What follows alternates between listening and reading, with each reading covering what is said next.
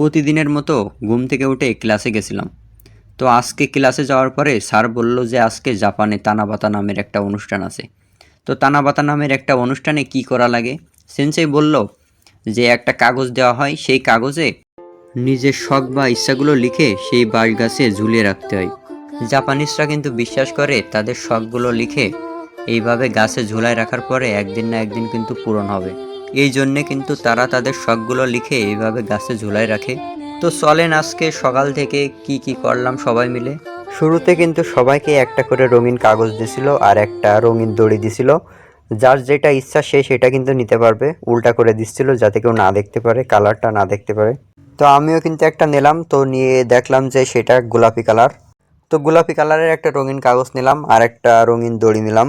তারপরে কিন্তু শিক্ষক বলল সবাইকে যে তোমাদের যার যা মনের ইচ্ছা আছে সেইগুলাই রঙিন কাগজে লেখো। তারপরে সবাই কিন্তু লিখলো, কারোর বাড়ি প্রয়োজন, কারোর গাড়ি প্রয়োজন, কেউ বা লিখলো তার ফ্যামিলি যাতে ভালো থাকে। তো আমি মূলত এগুলা বিশ্বাস করি না, তারপরেও যেহেতু লেখা লাগবে তো সেহেতু লিখলাম একটা যে অনেক টাকা প্রয়োজন।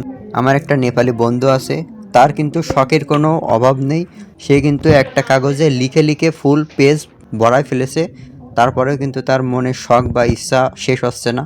সে দেখলাম খুব মনোযোগ সহকারে পূরণ করতেছে এইগুলা। তো তার হয়তো বিশ্বাস যে এইগুলা পূরণ হবে। আর আমার ঠিক সামনে ছিল কিন্তু আমার একটা ভিয়েতনামি বন্ধু। তো সে বলতেছিল যে তার গাড়ি প্রয়োজন। তো আমার ডাকে দেখাচ্ছিল যে এই গাড়িটা তার প্রয়োজন, সেই জন্যে এই কাগজে কিন্তু সে লিখেছে যে এই গাড়িটা তার প্রয়োজন, সে যাতে ভবিষ্যতে কিনতে পারে। তানাবানা তানাবানা জাপানে মূলত কিন্তু একটা অনুষ্ঠান হয়, নাম হলো তানাবাতা। তানাবাতা এটা হলো চাইনিজ একটা সংস্কৃতি, এটা কিন্তু জাপানের মধ্যে ঢুকে গেছে।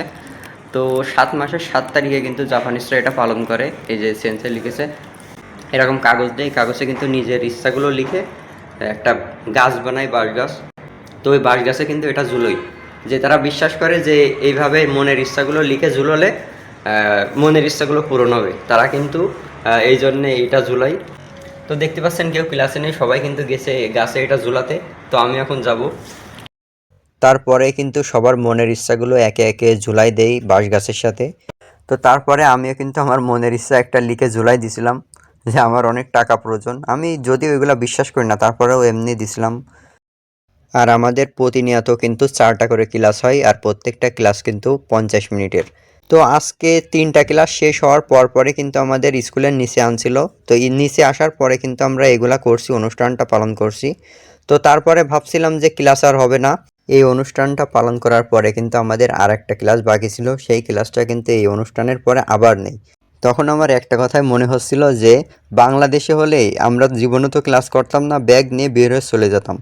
তারপরে সবার সাথে ছবি তুললাম, স্যারদের সাথে ভিডিও করলাম। তো যাই হোক, দিনটা অনেক সুন্দর ছিল, মনে থাকবে সারা জীবন।